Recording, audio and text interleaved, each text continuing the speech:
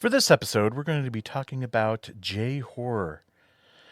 Wait, we've already done an episode on J-horror. Shouldn't we be doing another letter of the alphabet? Oh. Why are we doing letters? First it was colors, now letters again. Is this Sesame Street? Oh, wait, what's my notes say? Hold on. Oh, J-horror means Japan. Oh, I get it now. So horror movies that start with the letter J translated into Japanese on this episode of Attack of the Killer Podcast. Attention planet Earth and beyond. Stay tuned for Attack of the Killer Podcast. Attack of the Killer Podcast. Attack of the Killer Podcast. Attack of the Killer Podcast. Yay. What? Hello and welcome to another international episode of Attack of the Killer Podcast. This is 317 and we're going to be talking about J-horror for real this time. Promise.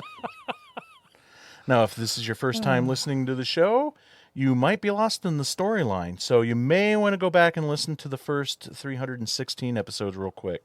It's all right, we'll wait. I guess while the rest of them are doing that, I can tell you about jointheattackers.com. If you go to jointheattackers.com, you can become a supporter of the show. And when you donate to our Patreon, you become part of the Attack of the Killer podcast family. We call those people the Attackers. Now, you get all kinds of perks being an attacker. You get bonus episodes. You can get your own membership card, certificate, sticker. You can get original artwork by me called Mikey's Monsters. You get your own t-shirt. You can even get our multiple YouTube shows, including video updates, which is a weekly video review of a movie, toy, or something pop culture by one of the members of the show. There are so many amazing perks to being an attacker, including getting shout-outs on the show, like these people right here. Timothy Lenner, Roman Doppelfeld, Larry Watanabe, Brett J. Royer, Seth Key, Jessica Irish, Chris Cook, Brian Godsell, Stephen Sitter, Brandy Moore, Andrew Mahler, Rod Hutchinson, Carmen DeHague, Abraham Ariano, Andrew Bentler, Casey Kelderman, Tony Miller, Mike Clayton, Rose Talashoma, Abe Kirshner, Lisa Cavalier, Holly Berg, Bill Fisher, Emily Randolph, and Greg Dedrick. And you too can become an attacker and help support the show. All you have to do is go to jointheattackers.com, pick the tier that best suits you, and become a member of the Attack of the Killer podcast family. Again, that site is jointheattackers.com. And now it's time to introduce you to the podcast crew. Now, if he sounds a little bummed out, it's because we're doing an episode on Japanese horror and there's not a kaiju in sight. Brian, everybody. Hi. Do you know what Jason's name means in Japanese? It means Jason. That's his name. Jason, everybody. Hey, thanks everybody for tuning in. Happy you're here. He was really excited that we're doing this topic. That way, he can watch these movies with subtitles because he's been wanting to do more reading. Tad, everybody. I do love subtitles. Hey, guys. Now, speaking of Tad, here's Tad with what we watched.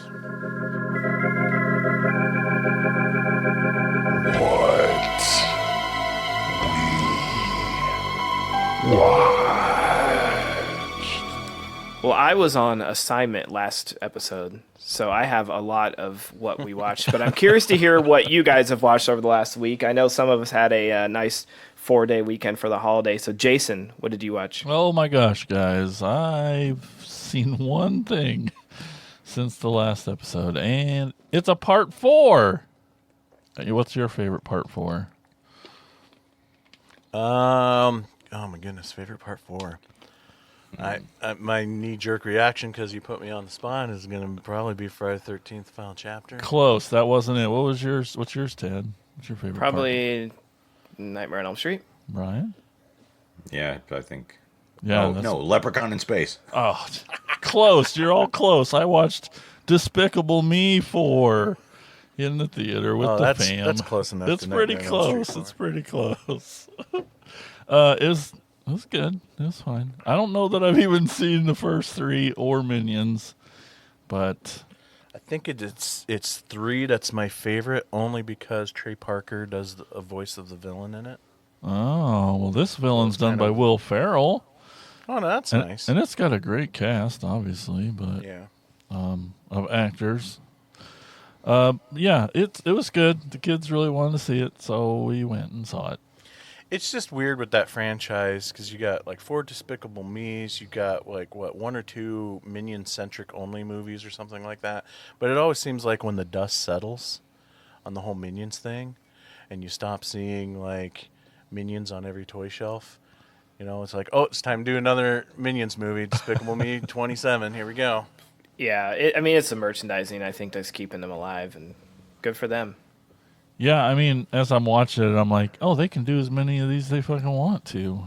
They keep having kids, and there's always another bad guy you can make up to. Oh, yeah. Need Gru for. So, I yeah. was say, is Gru still in this one? Oh yeah, he's still the main guy, and He would have to be because, yeah, like I said, they branched those little yellow bastards out to their own film series. So, like, Despicable Me is still supposed to kind of be about Gru. but yeah, Will Ferrell's the bad guy in it, and kind of tries to take over. In the beginning, it starts with him winning the Bad Guy of the Year award, and like Gru's all sad and butthurt, and then anyway, it's them two back and forth for the whole movie. So it's pretty great, and funny. I will say I've been a staunch Minion hater from the beginning. I did see one of the movies in theaters with our niece and nephew one time, and made me hate it even more. Having to go to a theater with children who did not, they can't fucking sit still, and seeing a movie I didn't want to see anyways. And it was like, I think it was one of the spin-off ones, so I had no idea what the fuck's going on. I'm like, I didn't see it was like, it was a nightmare. But anyways, flash forward to like Universal going full Minion mode, Universal Studios, and I have a new appreciation for them. The Minion Cafe is awesome. The Minion ride used to be 3D. They took the 3D out, so fuck them for that. Yeah. It's just, it ruined the whole thing. It's literally just watching a screen and sitting in a seat now. Oh. But the new Minion attraction is really quite awesome. It's like you ride on like a moving conveyor belt, and you have these guns, and you're shooting interactive, like you're at Villain Con and you're shooting things, and it's a ton of fun. And Did they just rejigger that from the old Men in Black ride? Because that's what that sounds like. sort of, but you don't sit in like a cart like the Men in Black ride. You stand on a moving walkway, sort of like Oh, you'd have okay. at the airport, and the screens are very interactive, so it like turns you into a minion, and it has like it's like Duck Hunt. It can tell like a very advanced Duck Hunt, and I love it because of the moving walkway, like the ride is constant. You're not jumping into a cart. They don't have to lock you in, so like the line can't be long because it's constantly moving. The line is literally moving. You know what I mean? Like That's pretty clever. yeah, so you get in and out very fast. I love that. Be more efficient, theme parks. Yes. It's just cool. Like, it's cool technology. I'd say it's more like there's one at Disney. Toy Story has a ride similar to this, I think, at Hollywood Studios, and you sort of shoot rings on the toys, and it's not quite as obviously as advanced because it came out in probably the late 90s. But yeah, props to them. They replaced the Shrek 4D theater, which totally sucked, with this. So. And the Minions Cafe is genius and really cool, and I love it. So don't care for the movies, but the theme park, right on. So excited! I didn't expect to get that much Minion talk today. So that's Yeah. I knew I'd count on you, Chad. But that's what I watched. So you only watched Despicable Me 4. I love That's it. it. And we stretched it to 25 minutes. All right, Mike, what have you watched? Okay, so I recently watched the Vice series, Vice Guide to Film, and so it made me realize that I have a big blind spot in my movie watching for Richard Linklater films. When Richard Linklater first came out on the scene, I was way into it, but it quickly dropped off after his first couple films, Slacker and then Dazed and Confused. But after watching that, I'm like, man, I really need to see more Richard Linklater movies. And the one that really got me inspired to watch from that episode is the movie from 2011, Bernie. Have you guys Yeah. seen Bernie? With Jack Black. Yeah, with Jack Black. It's great. It is a great. It's now my favorite Richard Linklater film for sure, and probably one of the best movies I've seen in the past month or so. I really enjoyed it. For those who don't know what Bernie is, Jack Black plays Bernie. He's this mortician's assistant in this small Texan town. Richard Linklater, of course, it's Texas, but it's based on a true story where he's like the nicest guy in town. Everybody loves him. He does so much for his community and everything, and just the whole town just loves and adores this man. And he befriends the biggest old hag bitch in town that everybody hates, and they become friends, and they're like traveling together, and there's rumors about if there's like a relationship going on, whatever, and all this, that, and the other thing, and the old lady's played by Shirley MacLaine, and everything's going great for a while, and then she starts being mean to Bernie and kind of being controlling of Bernie and stuff till the point where he can't take it anymore and shoots and kills her just out of a fit of rage, and then puts her body in the freezer and then continues on for like the next, I think it was like 18 weeks or something like that, of spending her money, because he was in charge of her finances. He was also really smart with stock market and stuff, and always investing her money. So the cash flow kept coming in, and he was spending it, but he would never really spend it on himself. He would front the money for these people who wanted to start a new business in town, or the church needed a new roof, so he donated the money for that.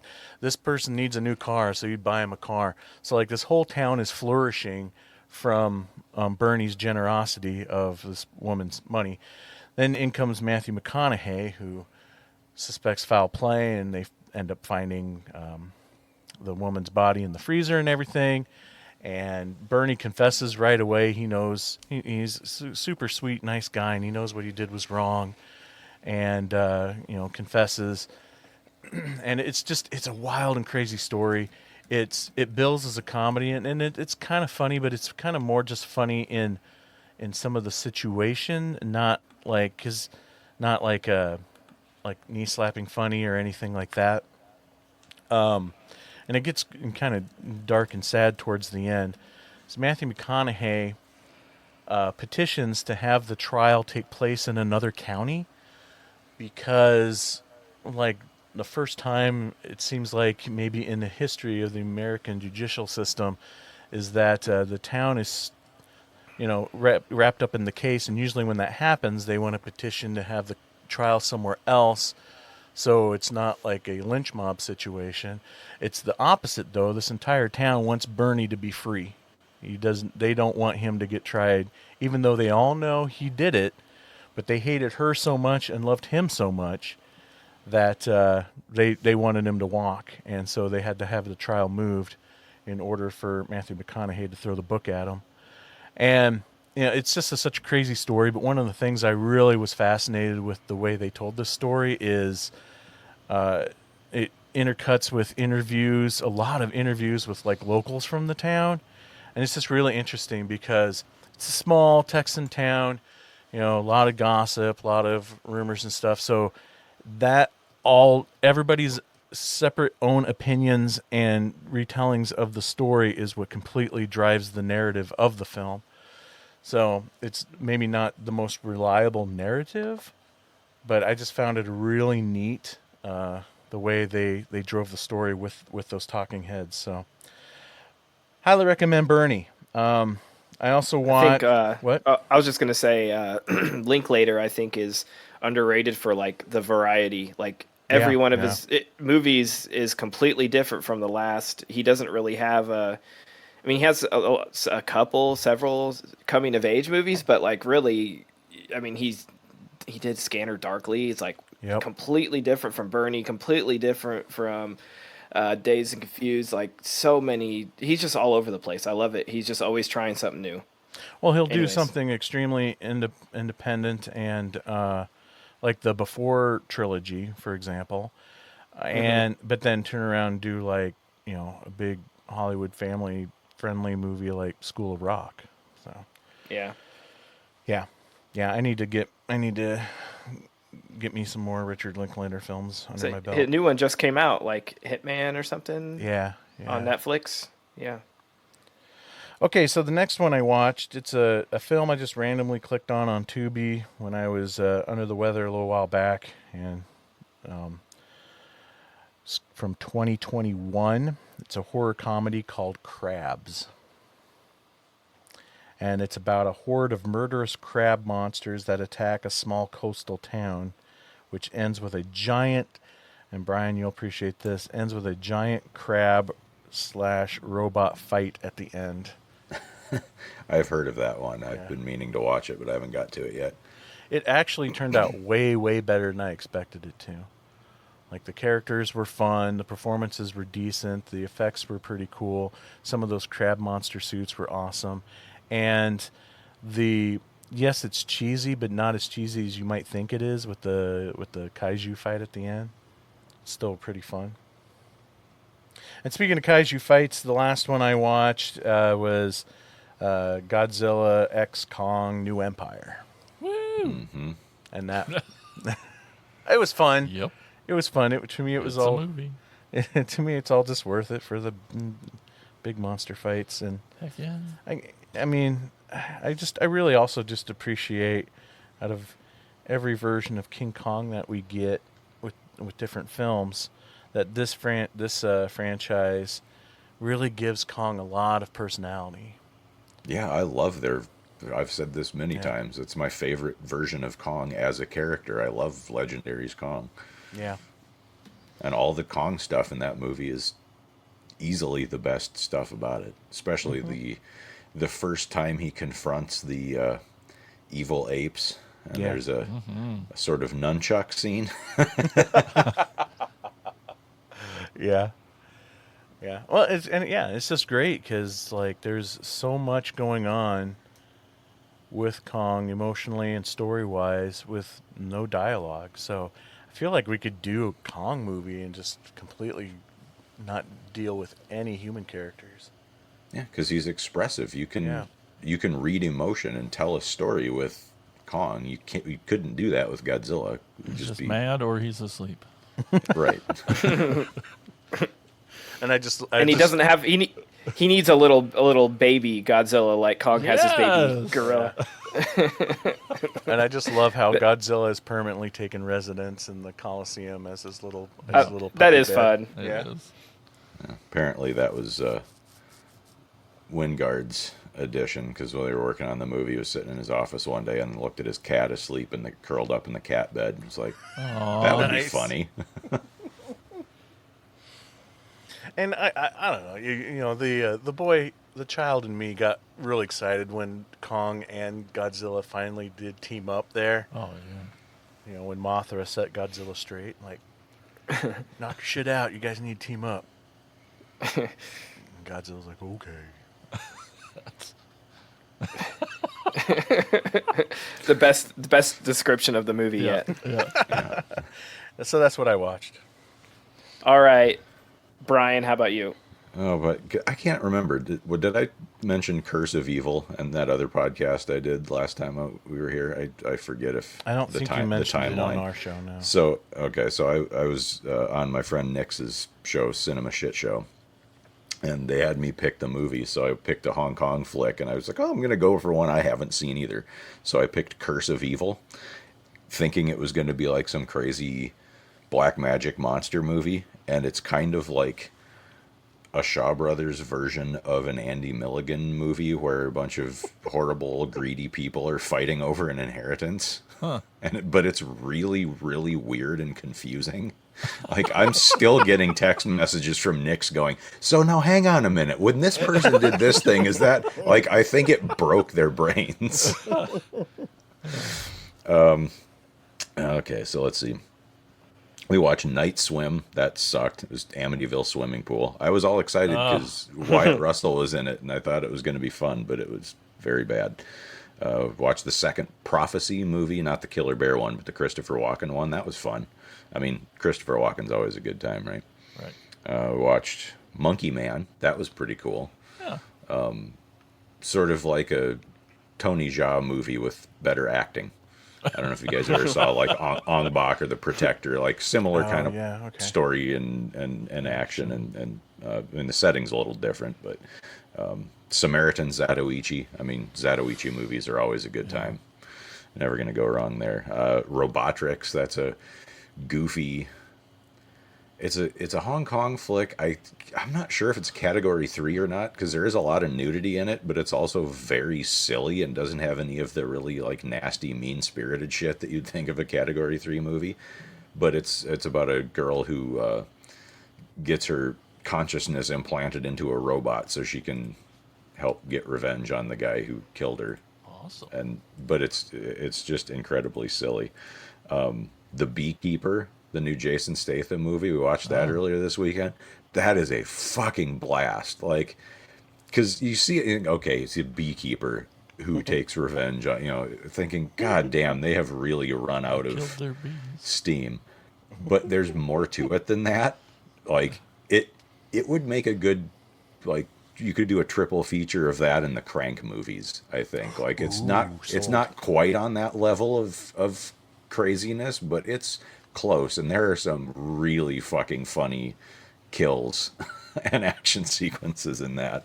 So yeah, I highly recommend that. And man, he's still got it. He's not going to be able to do this kind of action forever. So god damn it, somebody give those guys the money to make Frankenstein before he can't do that anymore. Yes. God damn it. And lastly, just yesterday, I was just like, I want to watch a movie. What am I going to watch? And so I just opened up Shudder. I was like, that one. And we watched a movie called Loop Track, which is a New Zealand movie, but it's not as, don't immediately start thinking Peter Jackson because it's not that kind of movie. It's a pretty standard fare, hikers and people who aren't quite prepared to go way out into the woods, and something is after them. But the thing that's after them isn't what you think it is. And when it's revealed, I out loud yelled, "Holy shit, that is a great idea for a movie monster. Why don't more people do that?" And the practical effects they use to bring the things to life are spectacular, like damn near Jurassic Park level good. You don't see a lot of it, but what you do see is fucking great. So I highly recommend checking that out. It's always good when you have like a blind watch and it actually turns out. Pays off, yeah, because so many of those, like, sure, that one, click, and then it's like, oh, well, this is kind of a load. Been burned by plenty of those, but yeah, this one turned out to be quite fun. But yeah, Loop Track is like the strong contender for worst title ever. Like, why would it doesn't tell? I mean, I understand it because they're on a hiking loop trail, like, so it'll come back to where they started eventually. But what a dull, uninteresting. Yeah. Like, no one's gonna get excited by that title. No. But cool. All right. Let's Tad, chat. what did you watch? Surprisingly, not a whole lot for missing a whole episode. Looking at my letterbox, but I did check out Boy Kills World. Has anyone else seen this yet? Yep. yeah. Yeah, damn it. I like Pretty creative. Not exactly what I expected, but really wildly fun. It's this sort of kid is trained as an assassin from when he's very young, and he's a mute, but it's narrated by I think the guy who plays Bob on Bob's Burgers, John H. Benjamin. Is that right? I think that's right, but yeah, I love him. Yeah, so it's his dialogue, his like voiceover, the entire movie narrating what's happening, like his mind, like the so weird. Yeah, because it's a Skarsgård. I think it's Bill Skarsgård that plays. Yeah, Bill Skarsgård plays the main. It goes from little kid to adult, and it's mostly him as an adult. And it sort of turns into like a side-scrolling video game, and it's very violent and very fun. I'm sort of not saying I'm over this genre because I saw, Monkey Man, I've seen John Wick, all this, but like I appreciate that they did completely different by making him mute and having his internal dialogue narrated by a whole different actor. He's very sarcastic and curious. Like he still has that like childlike curiosity as he's chopping heads off, which is fucking cool. He's like, yeah, it is H. John Benjamin who does the voice of what they just call him Boy. He never has a name. But he's hell-bent on revenge and getting inside of the like organized crime world, and it's beautifully shot. I think produced by Sam Raimi, directed by Moritz Moore. I don't know. Creative action sequences, man. Yeah, really fantastic stuff. I loved it. Highly recommend that. It's streaming somewhere, I'm sure.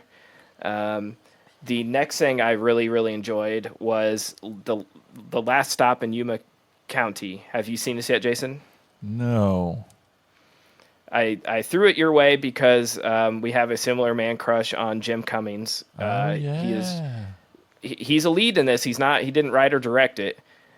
He's just acting in it. But this is great. This is from director Francis Galuppi, who is directing one of the 2 new Evil Dead movies. And I think Raimi saw how well this did at festivals and how much people are loving it and decided we should give him an Evil Dead movie. So the premise is not anything really too new. Jim Cummings is the lead. He's a knife salesman on the road trying to get back home to celebrate his daughter's birthday, stops to get gas, and the gas station's out of gas. So he goes to the diner to wait for the gas truck to show up. And one by one, all these weirdos keep showing up at the gas station, and you have this weird eccentric group of someone who's just passing through. Turns out these 2 guys are bank robbers that show up, and they sort of hold the group captive, like they kidnap them. And it's one room. It's all shot in this one diner. It's a character study. It's fucking great. The actors and actresses in it are all great. Has Richard Brake as one of the bad guys. He's great in it. Barbara Crampton's in it. She's fucking awesome. It's just really, really good. Like I said, has Faison Love, who I think a lot of people might recognize from like Breaking Bad, different stuff. He's great. I just loved it. It's like a little indie movie, one location, but really, really well written and acted. And I see this director, Francis Galuppi, going on to do huge things because it was just so much fun. It's streaming. It's awesome. It's worth a watch. Check that out. I saw a movie I'm guessing Brian mentioned the last episode when I was gone, called The Coffee Table. Yes. Okay. I did mention that. Yeah, so I probably don't have to talk too much more about it. I don't want to say anything about it. It's just called The Coffee Table. Say, can't really talk much about it because it's one you just kind of have to experience. Yep. And so I do recommend watching that if you're into very dark, sad, but sometimes funny. Yeah, I maybe I shouldn't recommend that, but it's good. No, I'd recommend the hell out of it. It's fantastic. Yeah. My favorite review that I saw of it was, if you're having a really good day and want it to stop, you should watch The Coffee Table. Yeah, I don't know if Jason would like this one. A little too sad. Yeah, maybe, but it's a comedy. Like, all of the horrible shit that happens in it is supposed to be funny, and it is. Right. It's really fucking funny. It's just demented. Yeah. So yeah, go check that out. The Coffee Table. The other thing I really, really got to mention that I had a blast at just a few nights ago, went up to Iowa City and saw Jaws 3D at Film Scene. God damn it. In 3D.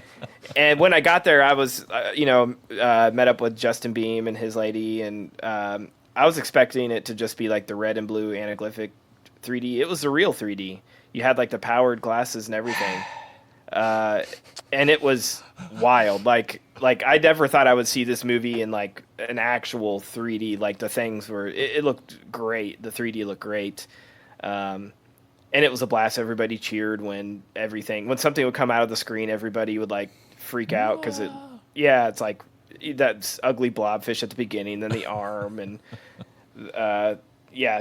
that was a great way to see it. I'm glad that I decided to stay up late and actually make the trip, and it was totally worth it. Had some good food and a good movie. Sold out. It was a lot of fun.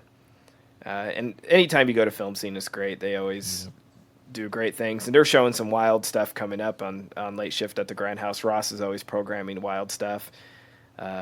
Maybe you So should highly program recommend. some of that wild stuff on a fucking weekend.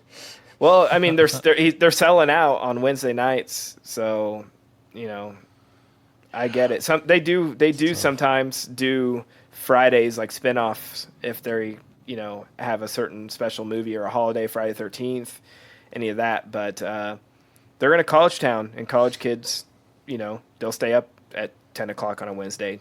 Us old men can't do that unless it's a special occasion. Not only that, but I have to drive 2.5 hours to get there. So Yep. Yeah.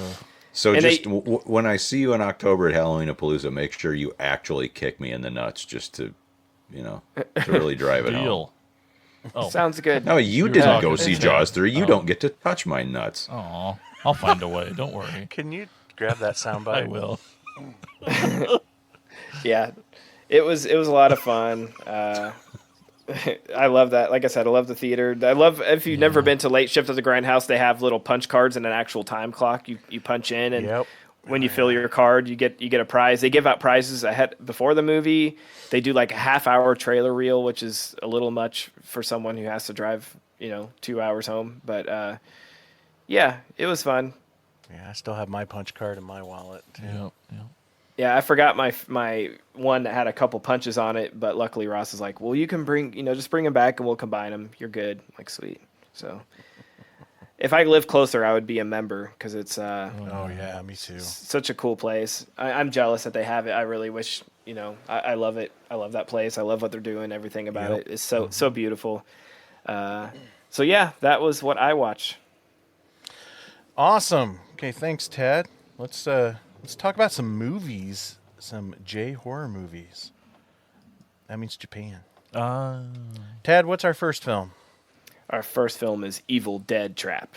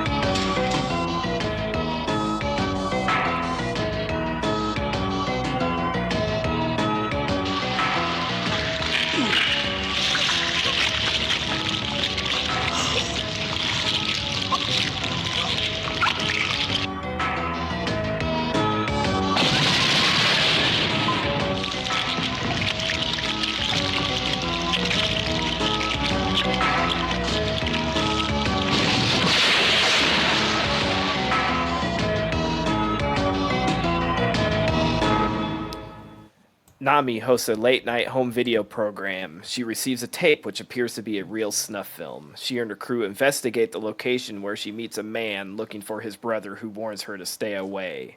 As she gets closer to the truth, she and her friends are subjected to a brutal nightmare.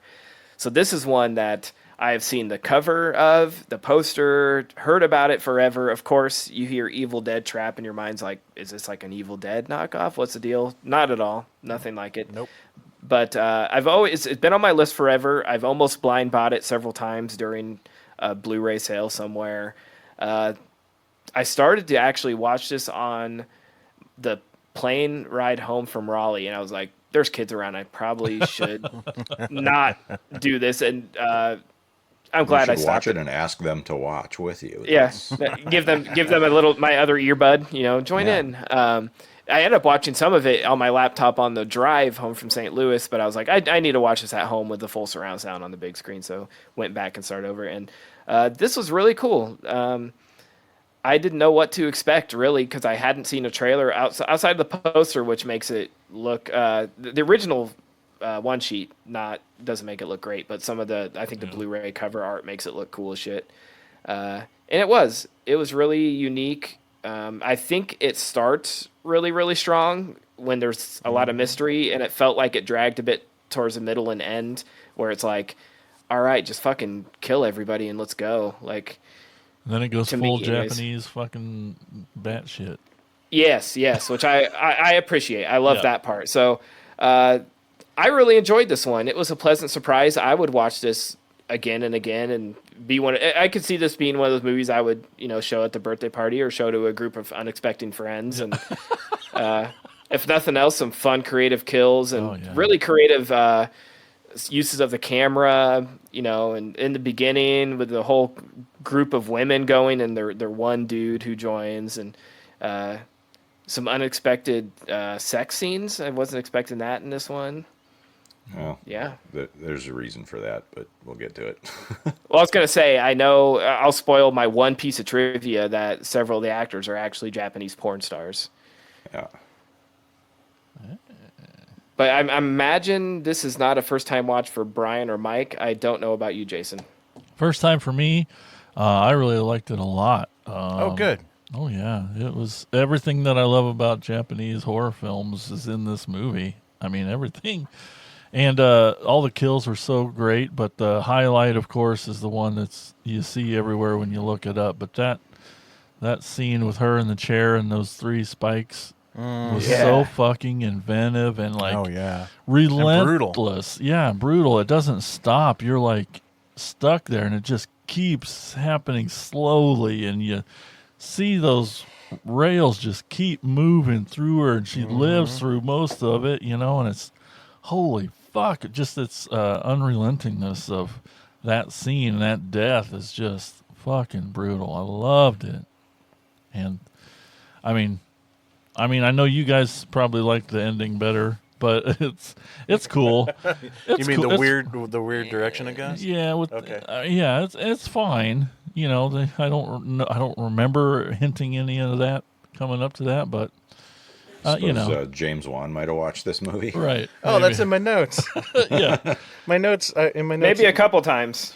My notes say Malignant was inspired. People say Malignant reminds them of Basket Case, but I think maybe James Wan was a fan of this movie. Yeah. Yeah. Yeah, I loved it. That spike kill is crazy, but it's one of those things, like, it looks so cool while you're watching it, you don't think about it. Kind of like in Suspiria when the girl falls into the room full of razor wire. Yeah. Like, oh, that's a great visual. And then, like, 10 minutes later, you're like, wait, how the fuck did they set that up? Yeah. Yeah. What was the mechanism that was driving those spikes? Right. How long are those spikes? Yeah. Yeah. It's what a scene, man. What a scene. My description of this movie is Japanese filmmaker saw a lot of Italian horror movies and then said, "Hold my beer." Yep. Yep. Hold my sake. The score is obviously. Oh yeah, I mean, like Straight up. it's like I didn't look into it. Brian, maybe you know. Is I it didn't. Goblin? There's like a lot in there that sounds. Yeah, Goblin. it's very much, Mom, I want some Goblin. Honey, we have Goblin at home. Goblin at home. Very true. It gets a little repetitive, It but does. even hearing it in the trailer sort of like triggered me. I was like, towards maybe that was why it felt sort of like it dragged a little towards the end, just because I kept hearing that. Yeah. But also, it also had hints of Day of the Dead score in it as well. If you go back and listen to that trailer, the music in the first half almost sounds identical to Day of the Dead score, and then the second half straight up sounds like something from Argento film. What do they use? Like a xylophone, or what is it that sort of has that? It's almost like a Caribbean feel or something. I don't know what it is. that made me think of like Day of the Dead. You know what I mean? Yeah, yeah. I would say though, there's one kill that I liked even more than the steel rods, and that is the scene where the woman's on the one side of the car, and much like in an Italian giallo film, an object comes flying out of pure darkness in the shot, which is a noose of wire that goes around her neck. Oh yes. And then it's just crazy. I'm like, how in the hell did they do this? Because they pull her, and she just like her body slides up over the top of the car, like as if she's getting literally pulled by that thing around her neck. I mean, that's how her body would contort, going around the top of the. It just was so brutal to me, and just trying to think, how would they have shot that?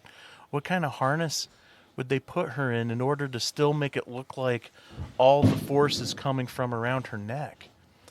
So that was my favorite kill of the movie.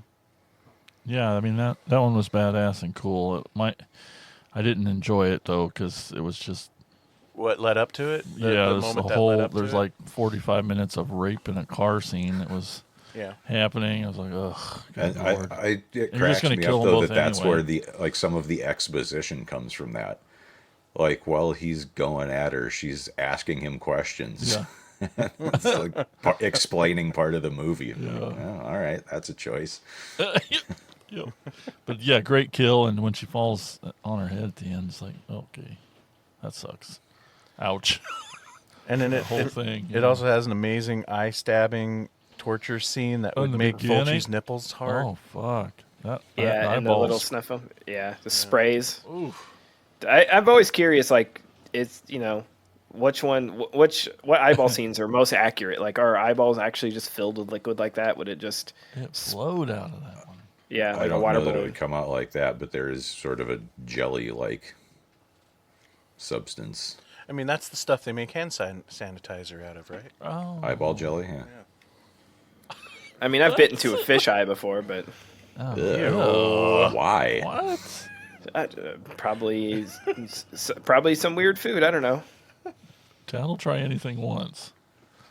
I mean, You like That's how what I'm Tad tried to breeze He past did. He that, tried and we to. wouldn't. No. We wouldn't I'm let a pretty that. adventurous eater, but I don't know that I would eat that. Oh, try it. You first. No fucking way. Yeah, this wasn't. Yeah, you're right though. This wasn't a first time watch for me. I bought this way back in the day on DVD. Remember DVD, kids? Was it a bootleg? No, it feels no, like it was this, actually. it feels like this movie was bootlegged Yeah. a lot before it. Some of these Actually, I think, now that you mention it, I think I did originally saw this way back in the early '90s in a bootleg. Maybe Was it in who put Pittsburgh. this out? Was it Media Blasters or I don't think it was The Synapse. the wa- version I have isn't Media Blasters, but I wasn't. No, wait, I'm thinking of Media the other Blasters did movie. one of these three movies. Yeah, I remember. I remember now seeing the logo, but it was one of the other movies. Oh. Well, yeah, Media Blasters was like partially funded one of them, I think. But anyway, Oh, because it said something about like Media Blasters Studios or something. But that's not this one. Anyway, it doesn't matter. Okay, so yeah, this is a fun one.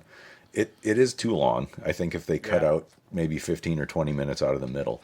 But you're talking about the director, watched a bunch of Italian movies and said, "Hold my beer." He did not. He does not like horror movies. I don't think he even watched this after it was finished. Yeah, the director didn't. It was just one of those like, well, this is the job they gave me, so this is what I'm going to do. But he was not happy. Well, holy about it. shit, that's wild. He did this. What? Imagine what would happen if he did like him. Jesus Christ. yeah. No shit. So How the does it have director- that much obvious influence in its film, and then but the filmmaker doesn't know the genre? Yeah, that's an odd one that it almost, and it's possible that he maybe watched some to study and see like what is this supposed to be like. But I think it's a lot of it is just if you tell a person to make a horror movie, this is the kind of or a weird enough person anyway, because he made things that are sort of adjacent. He was an exploitation filmmaker. So the director's a guy named Toshiharu Ikeda, who got his start in filmmaking kind of almost on a dare, drunk in a bar. Like, I mean, he'd gone to film school and stuff, so he was trying to work in the industry. He was kind of frustrated, and him and some of his buddies were drinking in a bar, and he was very loudly and drunkenly talking about how shitty the state of Japanese film was and that he could do better. And it just so happened that an executive from Nikatsu, which is Japan's oldest film studio, was drinking in the same bar and said, "Oh yeah, then come make some." And so he started out as an assistant director, working on pink films, which are, or pinky violence films, like the Japanese equivalent of like a Skinamax softcore erotic thriller, roughy type of thing. And he also made some hardcore porn, because Nikatsu was at the time basically just making what they called Roman pornos. So they were like softcore films in the style of Western erotic movies. But anyway, so his first job as assistant director was shaving actresses' pubic hair, because at the time it was illegal to show pubic hair or genitals. I know you guys probably have heard of or maybe seen clips of that kind of thing, where anytime you watch a Japanese porn film or even any just a regular movie that has nudity, they're pixelated around the area. And a lot the first one I ever saw that did that, which had me so confused, where it was in Trails of a Virgin. Like they blur out the pubes, but yet there's a woman like masturbating with a severed arm. What? Even today, some of it is still censored, but there's a lot. The restriction has let up quite a bit. But one of his biggest claims to fame once he started directing was he did a pink film in 1997. I forget the name of it, but he was the first one to ever show uncensored female pubic hair and full frontal nudity. So that's something. The more you know. His body was found in I think it was a river or a lake. He had been fighting depression for a long time, and it never was officially ruled a suicide, but he had said to a lot of people that he wanted to die in this area, so people think he just offed himself, drowned. Oh, wow. But like Tad was saying, some of the cast are porn stars. One of them was supposed to be the lead, but because he made some hardcore porn too, the director did, so he'd worked with all these people before, but he didn't think she had the chops, because there's some pretty strong emotional stuff. The lead actress has to cry a lot and that kind of thing. But the effects, all the awesome crazy gore and the really weird shit at the end. This was the second feature of the great Shinichi Wakasa, who went on to build most of the monster suits for the Heisei and Millennium Godzilla films, among many, many other things. Cool. Awesome. All right. So Tad, was that your only piece of trivia then, or? Yeah, I couldn't find much about this, and literally IMDb, the only thing they say are some of the actors are actually Japanese porn stars. I'm like, well, that's going to come up. I know these guys. Yeah, it's going to come up. And you can watch this on Shudder and Prime. Do they? There is a sequel, but it has fuck all to do with this one. It was written, of course. It was written as something else, and then kind of like, with a Troll 2 scenario, they're like, well, this made a ton of money, so we'll just write it as put Hideki in there too. Also inspired by the Italians, then, right? Yeah. Take another movie and slap a sequel title on it. All right. Yeah. Great movie. Highly recommend it. Brian, what's our next film? Next movie is 1964's Onibaba.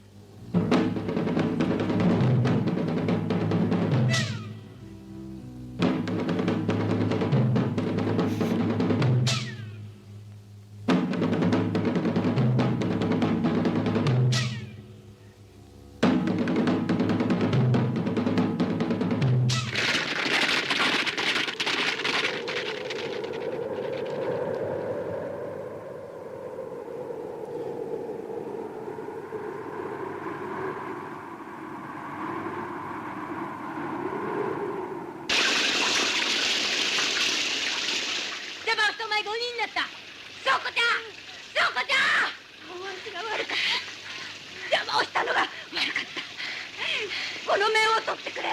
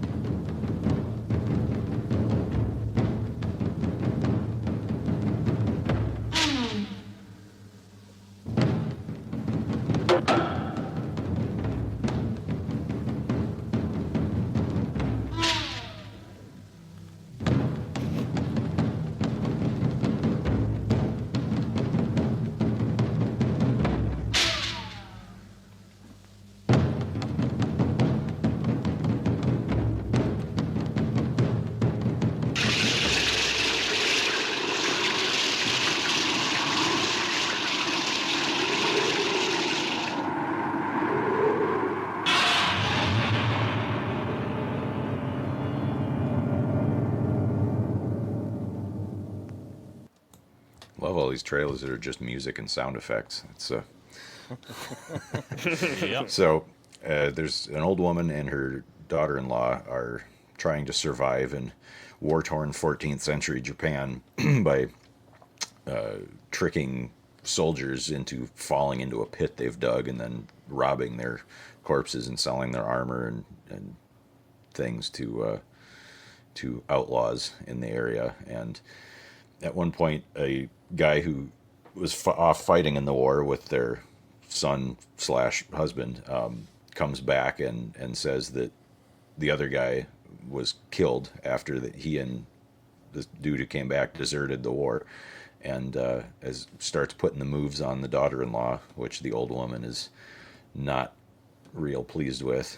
And one night a samurai shows up wearing this devil mask, and he dies, and the old woman pulls the mask off and his face is all deformed, so she takes the mask and puts it on to try to scare her daughter-in-law away from this skeezy deserter, because I don't know, she's jealous and doesn't want anyone else to have a good time since she's miserable, I guess. And things go poorly from there, or do they? It's kind of ambiguous. Yeah. So there's a lot going on in this movie. It was written and directed by a guy named Kaneto Shindo, and it's set in 1336 during the Kenmu Restoration, in which Emperor Go-Daigo overthrew the Kamakura shogunate. That happened in 1333, and was trying to give all the political power back to the emperor. The imperial family was split up over the war. The northern faction was headed by a guy named Ashikaga Takauji, and they won and established another shogunate, which spread the power out to all the different shoguns as opposed to centralized in the imperial palace. So this movie takes place right after the Battle of Minatogawa, which was one of the last big battles which Go-Daigo lost and started turning the tide against the emperor.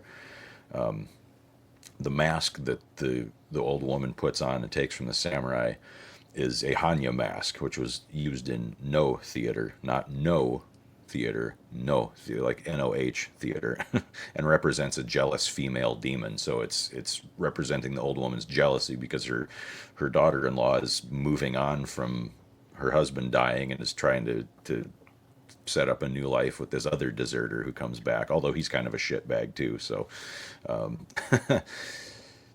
there are some similarities to this story, thinking of that mask, to a story that was told by a guy named Renyo Shonen, who was an important figure in reforming Japanese Buddhism in the 1400s. Traditionally, women were thought to be weak and not able to attain enlightenment because a lot of the Buddhist monks, they were like warrior monks, right? So it was a little more... it's weird to think that there's an aggressive form of Buddhism, but so there was. So in 1471, Renyo built a temple in Yoshizaki in what is now the Fukui prefecture, and his teachings are still used today in Japanese Buddhism. But the story he told that is similar to this one is a samurai and his sons are killed by an illness, leaving behind the mother and wife, and they struggle to survive without the men to take care of them. But Kiyo, the wife, continued to attend services at the Yoshizaki temple that Renyo established, and became devout in her faith, while the mother-in-law was bitter and resentful at the hard life they had to lead. And she comes up with all kinds of extra chores and punishments. It kind of has a grim fairy tale, wicked stepmother vibe to the, making Snow White or making Cinderella, scrub the floors and all that kind of stuff. And she's trying to break her faith. But Kiyo would sneak off to the temple in the middle of the night instead of during the day, like the character in the movie does, sneaks off in the middle of the night to go have sex with this deserter samurai.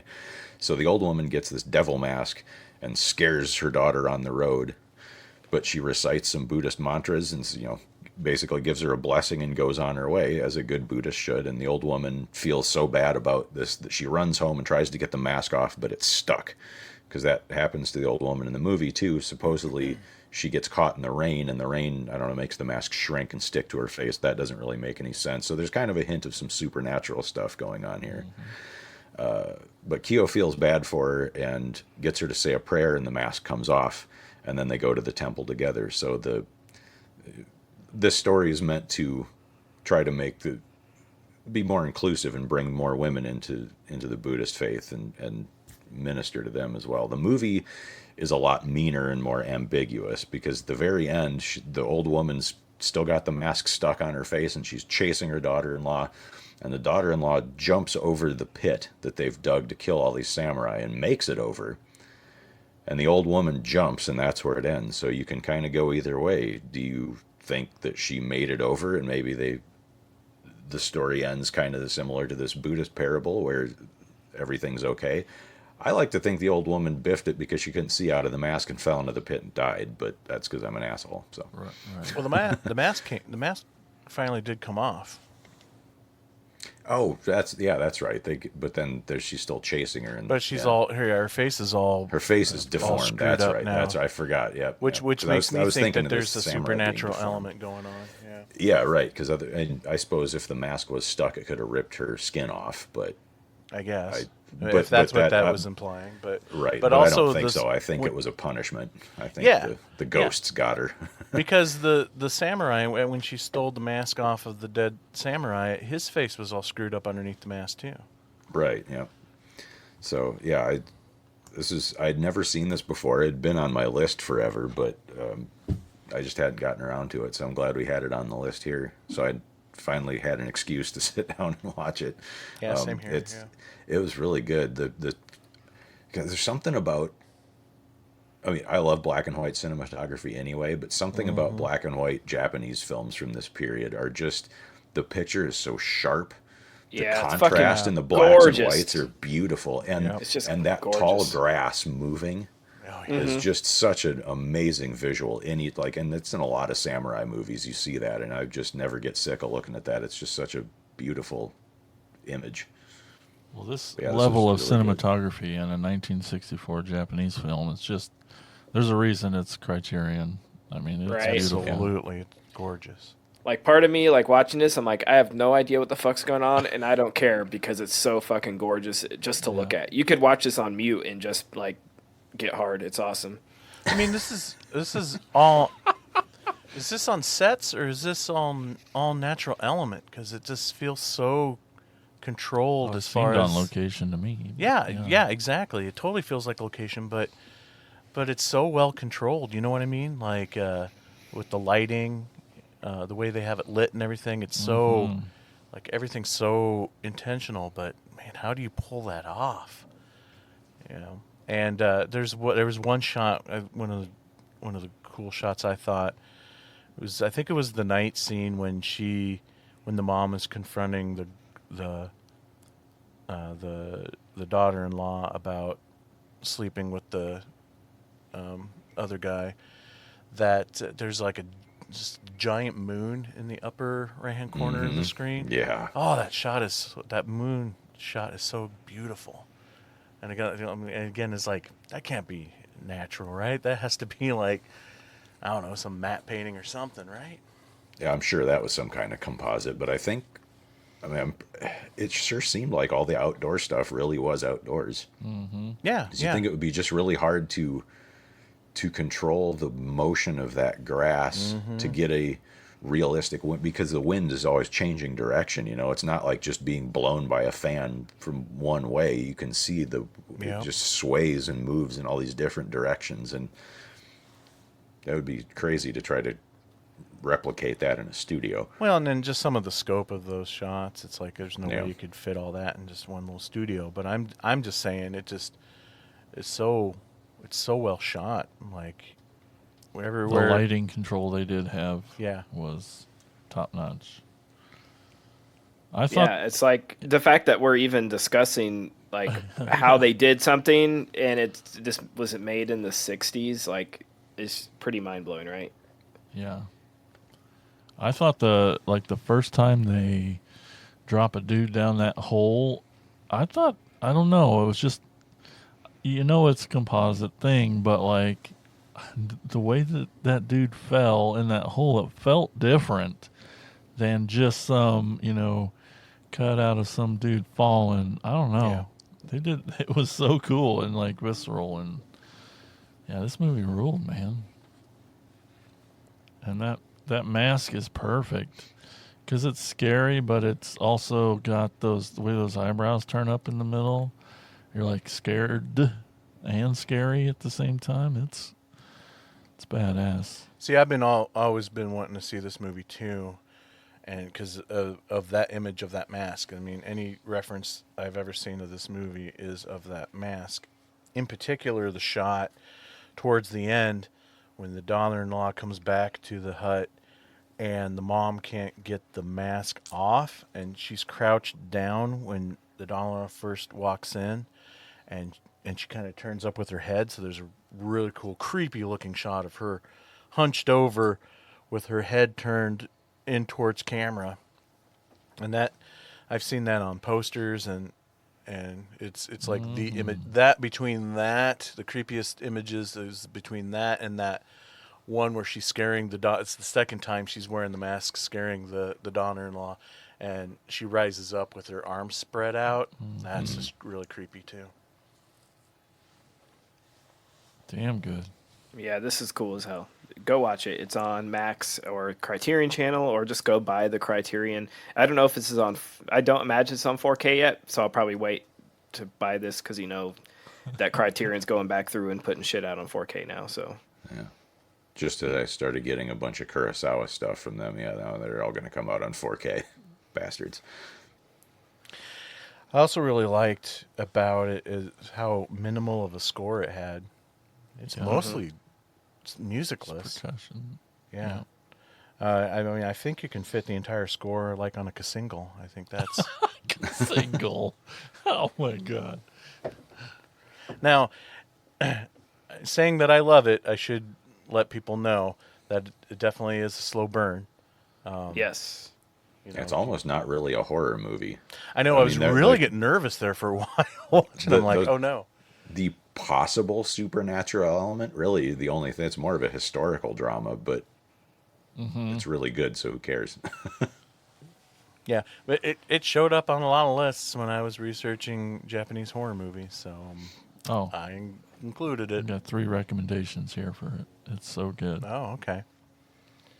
Very, very good. Tad, what trivia do you have for this one? the demon mask used in the movie inspired William Friedkin to use a similar design for the makeup in subliminal shots of a white-faced demon in The Exorcist. Oh, yeah. Okay. And this is one of Willem Dafoe's favorite films. He actually briefly owned the rights to the motion picture for a time and was planning on making a remake, but he eventually gave up as it was too difficult to rework the story into a new setting for a more contemporary audience, all while being respectful to the source material. So he was being very careful not to shit on it because he knew it would, it would not be a good thing for someone to put out a subpar remake of this, and it would not be easy, so he decided, I'm not going to do it. Well, Defoe wouldn't even have to wear the mask if... He has that creepy grin. Yeah. Sorry, Defoe. I love you. And that's what I have for trivia. Okay. Jason, what's next? Up next, our final film today is from 2008. It's Tokyo Gore Police.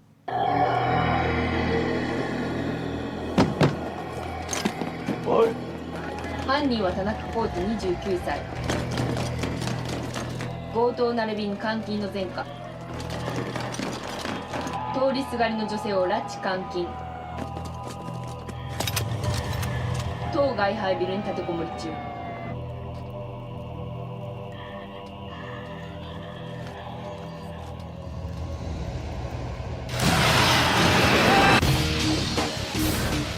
警察の民営化は私たちの暮らしを豊かにします。東京警察株式会社。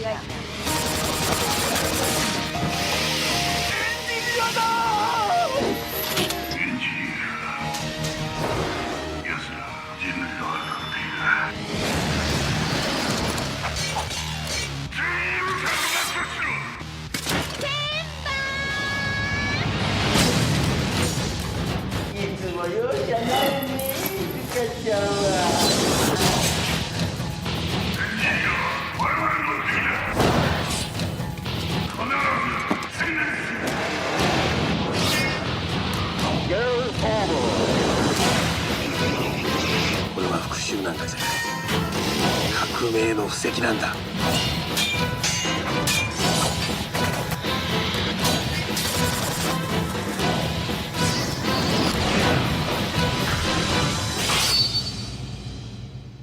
我々が守ります。東京警察株式会社。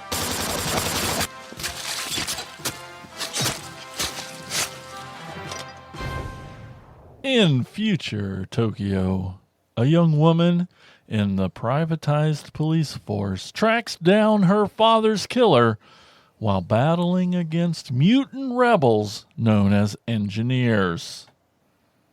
Yeah, this movie's fucked. No, it's nice to it's nice to see audition gal in another movie. Yeah. I can't pronounce any of these names. Sorry. Ehishina. I almost said that exactly like that. And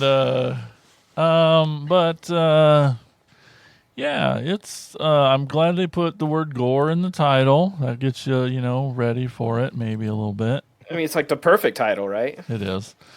And it's over the top. It doesn't even sum it up. That's not extreme enough, but it's just an exercise in special effects is what this is. So, Have you seen it before? I had not seen it before, and I didn't really like it, so I'm probably not going to watch it again. I think you would. I was gonna say this is That surprises the only one me. I figured you would have got a kick out of this. Nah, it's when there's no substance to me. It's just like an excuse to dump blood, and I'm like, I don't know. Maybe I'm old now or something. I don't know. I condemn. I have to give Mike props for this lineup. Right. I mean, we went from Onibaba, to this, and it's a great balance. Truly, sure, it's a good palate cleanser to me. I mean, sometimes I want to turn off my brain and just watch some wild. What can you guys come up with? What kind of weird Tetsuo fucking creatures can you come up with? And other times I want to watch a weird black and white art film. So bravo, Mike. Thank you.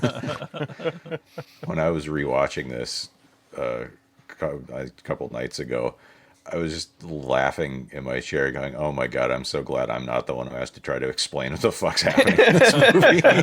Because there is a story, but it's very convoluted and it's very weird. Yes. Sorry, Jason. No. It's fine. Yeah, like I said, it just wasn't enough there for me. And I don't know, just getting old or something, but just dude, seriously, gore for the sake of gore, which I appreciate. I like watching it and seeing the effects guys go to town and make stuff for their reels. But I'm like, I don't know that I cared at the end of the day. I know where you're coming from on it. I really do. I do think this is dumb fun, but preface this on the dumb. I enjoyed it, but I like gore for gore's sake a lot of times. And it's very imaginative in a lot of the concepts and a lot of the designs of the engineers and a lot of the fight scenes and whatnot. But at the end of the day, why is anybody doing anything that they do in this film? Like, what is the motivation of the engineers to do what they do? The Gore. biggest, the moment that really got me was when spoiler alert, when we find out that who the real bad guy is, and I'm like, what is his motivation for doing any of this? He's a cop, and that's it. He's an asshole cop. Do what? He's a fascist. Just to go around and shoot people, blow people up, kill engineers, and now to Once again, he's a cop. no. I feel like Wow, that brought the room down. I feel like this is see, this is a first time watch for me too, and I had not seen any of these like extreme crazy Japanese gore films from this era, and I've always wanted to dive into them, just never got around to it. So that's why I put it on the list. I always felt like just seeing the covers and reading about these films that it feels like this is Japan's answer to trauma, and so that could probably sum this movie up. It's trauma only done way better. Right. Right. But it also feels like it's trying to do RoboCop, and then that's where it fails. Because, they interject a lot of fake commercials throughout the thing. Mm-hmm. And which is all just, those commercials are done nothing. They're hilarious. I think they're hilarious. They serve no. But like, you're going to advertise, like, in this, even in some crazy dystopian Japan society, you're going to have commercials about committing suicide and selling products for that. It just, again, motivations don't seem to make sense, and I feel like it misses the mark on what RoboCop was doing with their fake commercials and their commentary on society. Where this film, it's more of like, hey, this is just a silly, crazy commercial where we're just pushing the envelope. Yeah, the satire isn't as strong because it doesn't have the focus. It's just vignettes. Yeah, exactly. Yeah. But it's funny you said the RoboCop, because that was one of my thoughts too. Is like, this movie is like, if someone took Takashi Miike, Peter Jackson, and David Cronenberg and locked them with a room with 3,000 pounds of cocaine and told them they couldn't come out until they'd remade RoboCop, this is what you would get. Yep, exactly.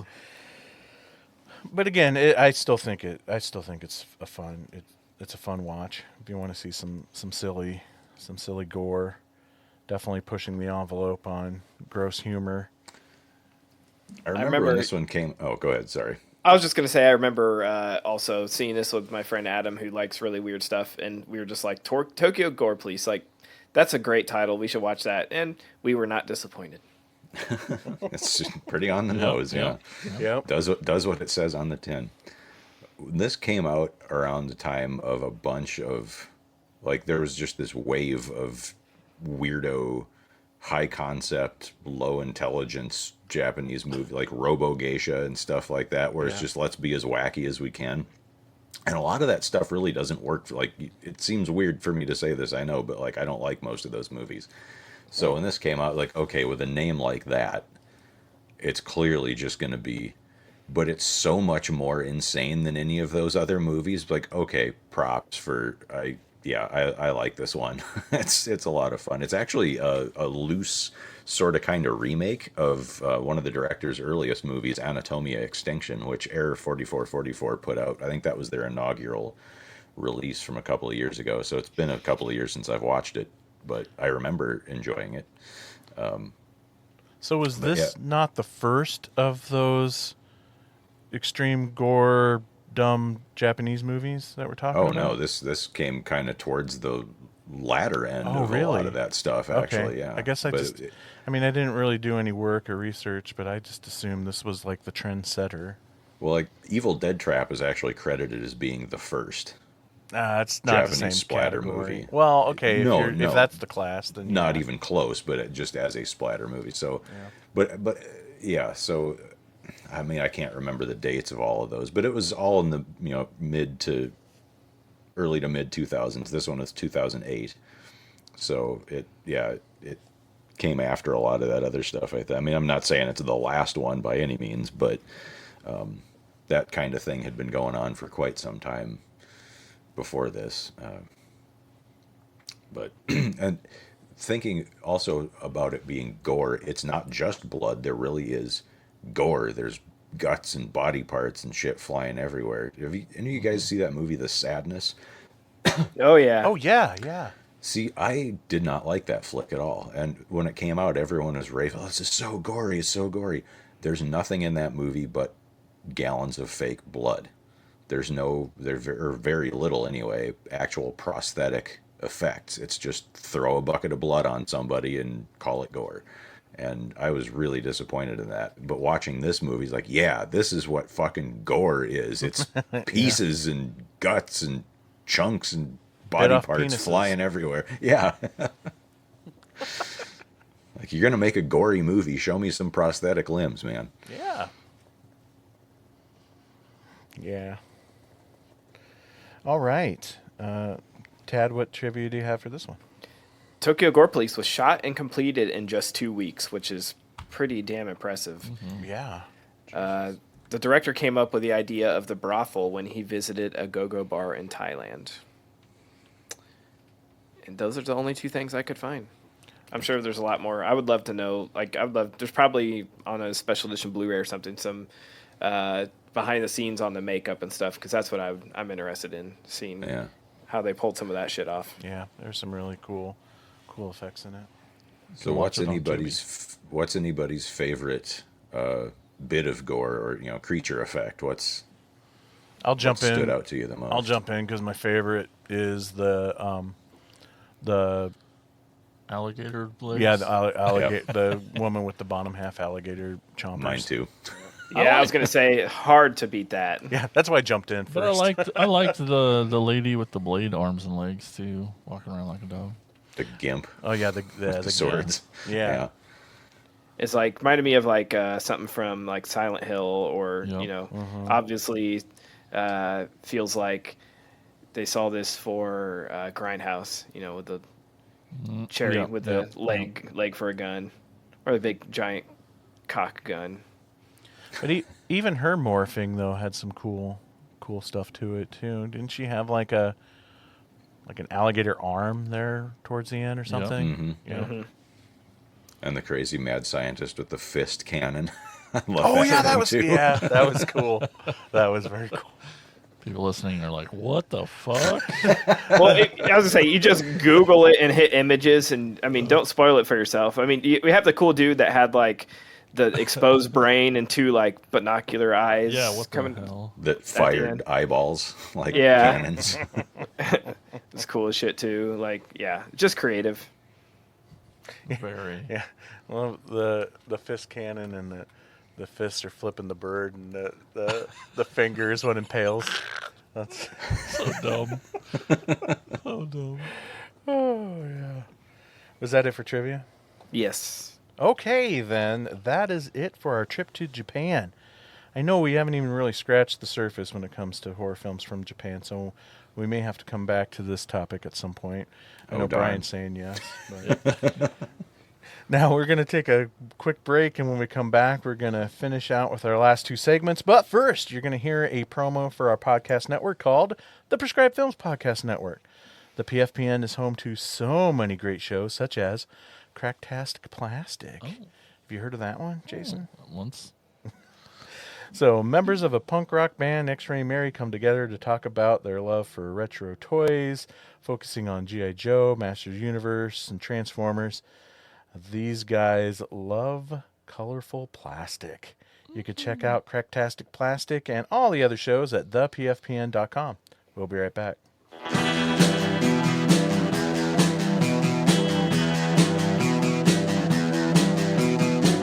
You're listening to the Prescribed Films Podcast Network, home to hundreds of hours of free podcast entertainment. The shows on this network all have a common goal: providing you with the best discussions about movies and other forms of entertainment media. The PFPN hopes to fill your earholes with audio joy. Visit our website with links to all the other amazing shows at www.thepfpn.com. Thanks for listening. Welcome back to the show, and now here's Jason with shout-outs. It's time for Shout-outs! Shout-outs! Shout-outs! Shout-outs! Shout-outs! I love, they don't know, but we pretty much lured Brian back by telling him we would do a J-horror episode. And then you did Wild Zero without me, which is the whole reason I wanted to do one in the first place. But then you just said we might do another one just to keep him coming back. Yep. So that was good. Yep.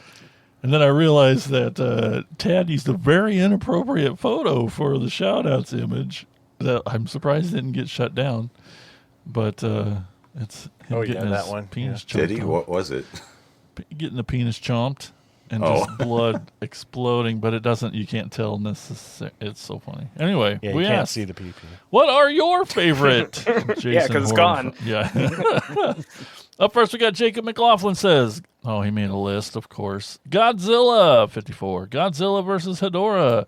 GMK, Shin Godzilla. Godzilla -1, and there's a theme there. Then he says House, 77. Cure, 97. Kwaidan, Onibaba, One Cut of the Dead, the Daimajajin trilogy. I added too many letters in there. Yokai Monsters, along with Ghosts. Matango. All good. Up next, we got Attacker Tim Lennerer. He says, One Cut of the Dead is a marvel. I can't tell you why, because watching the movie unfold like an origami figure is part of the wonder. Bonus points to Gojira 54, Shin Godzilla, and Godzilla -1 for all being good movies. All caps, movies.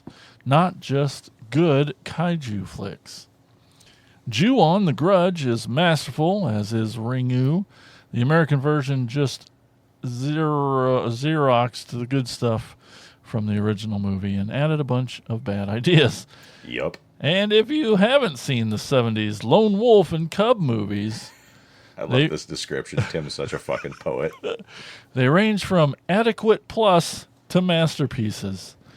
Tomosaburo's Wakayama is a chunky, unloved man who destroys all opposition like a machine gun that fires chainsaws in a 270-degree arc. Which sounds like something you'd see in Tokyo Gore Police. It really does. It really does. That was in the group, and over on our main Facebook page, we got Nightmare Junkhead. What's up, guys? Oh. So many good ones to choose from, but we will go with Godzilla, Tetsuo the Iron Man, and One Cut of the Dead for good measure. And then Nick Ludum chimes in, Tetsuo is the best. He's right. Tad really loves that movie. Mm-hmm. Pearl Morgan.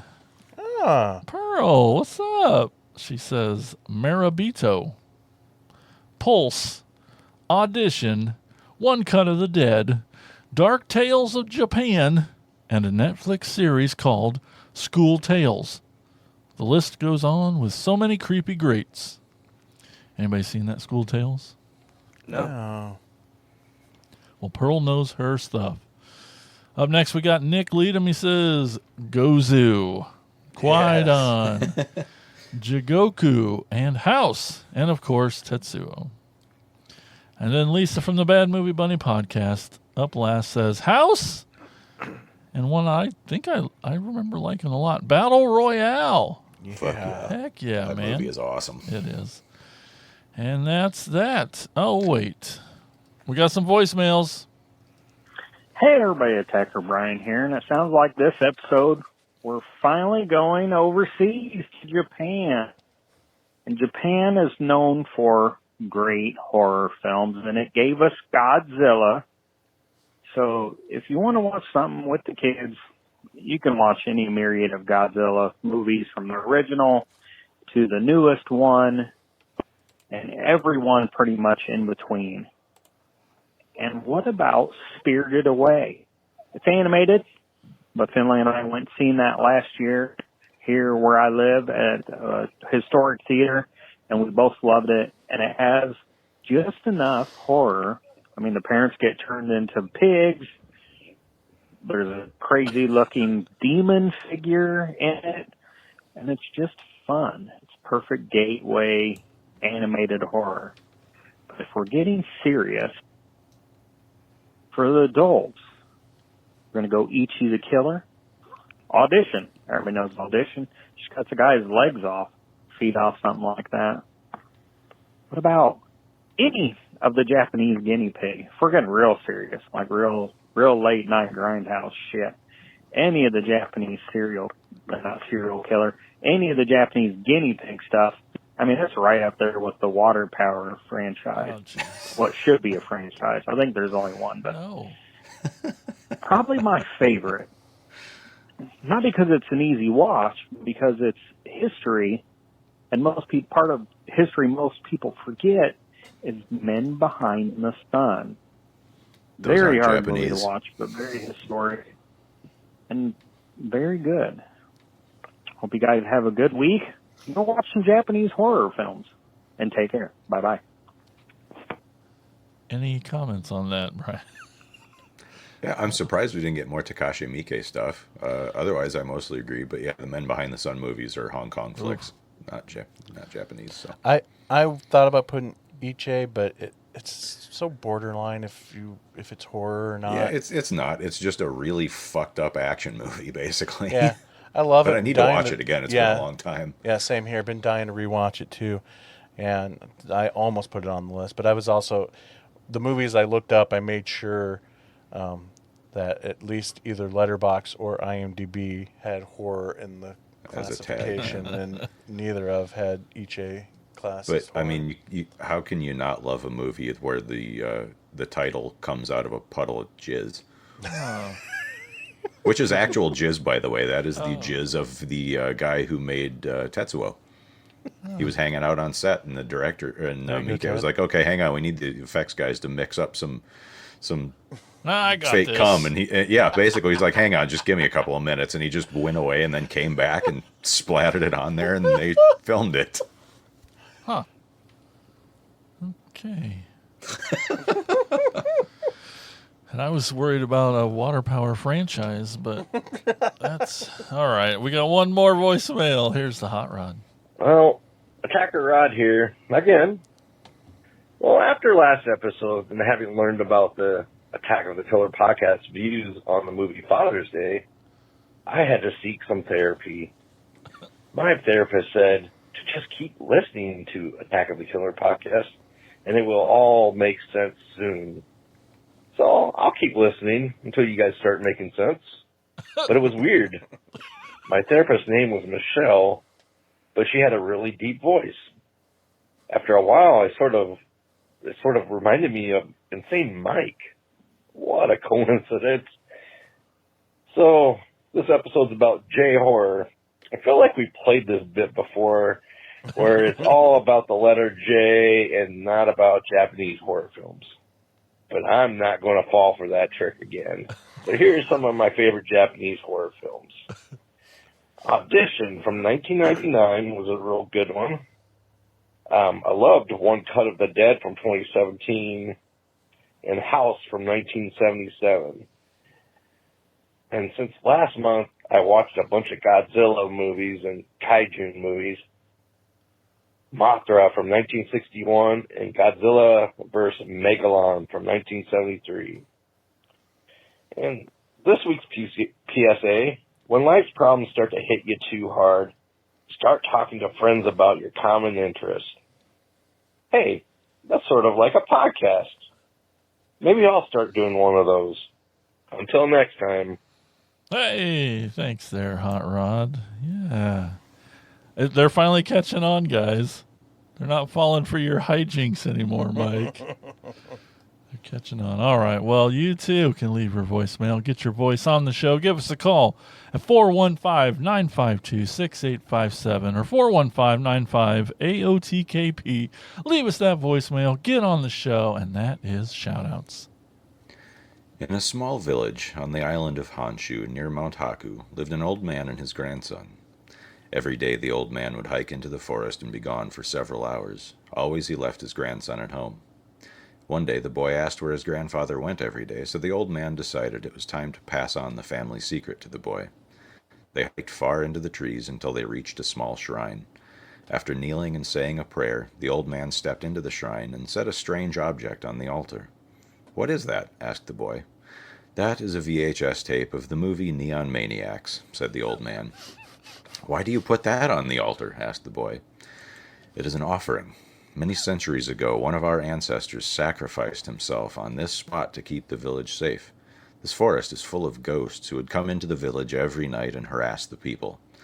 Our ancestor, Insane Miike, covered his body in prayers written with magic ink so the ghosts couldn't hurt him, and came into the forest to tell the ghost stories to entertain them so they wouldn't bother the villagers. One night he was running late, and in his hurry to write the prayers on his skin, he missed a spot. Before he finished his first story, the ghosts found the unprotected part of him and tore it off, killing him. Now his ghost keeps all the others at bay, so we bring offerings to thank him." "I see," said the boy. "Now what is that?" He pointed to a dry and shriveled thing on the altar next to the tape. "That is all that was left after the ghosts finished with him. It is the part they tore from his body to kill him. That is Insane's prick."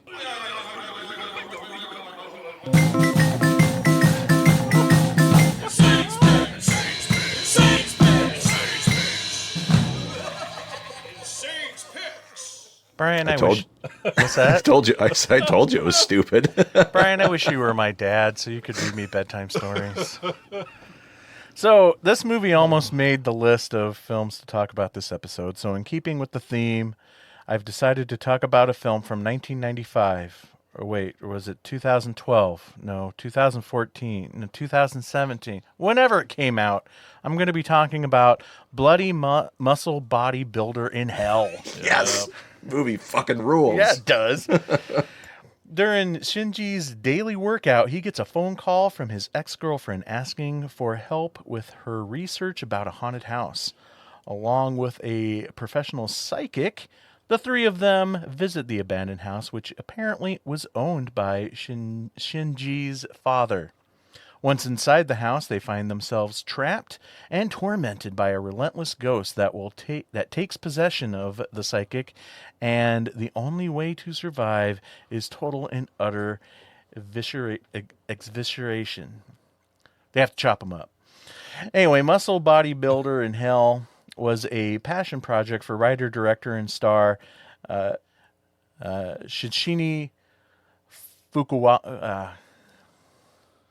Brian, help me here. Sorry, I don't have his name in front of me, so I'm just going to have to let you struggle. I'm All sorry. Right. That's all right. Shinshinsi Fukuzawa. There we go.